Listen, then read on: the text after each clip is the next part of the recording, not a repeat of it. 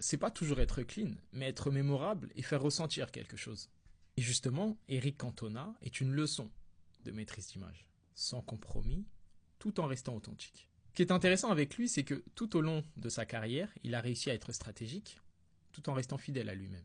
Toutes les choses qu'il a faites, on peut penser parfois que c'était des erreurs, mais en réalité, c'est un chaos maîtrisé, qui lui a permis de construire cette image forte et cohérente, et au passage de devenir l'icône qu'il est. On va voir ça en détail, mais avant ça, si on regarde de plus près, les rôles qu'il a pu jouer au cinéma, c'est juste le prolongement de sa signature personnelle. Il change de scène, mais il garde le même costume. Cette posture de rebelle philosophe. Bien sûr, il a tenté d'autres registres, mais il faut reconnaître que c'est quand il joue Cantona qu'il transperce l'écran. Même son style vestimentaire est cohérent. Chemise, long manteau, barbe négligée, je sais pas si c'est calculé tout ça, ou juste qu'il s'en fout, mais à la fin il devient ultra reconnaissable et cohérent. Et c'est ça qui compte.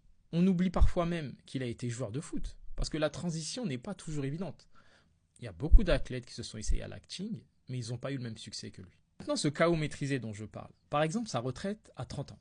Pour beaucoup, ça a été une erreur à l'époque. Après, je ne sais pas quelle a été sa décision sur le plan personnel, mais il a appliqué un principe qui est intéressant.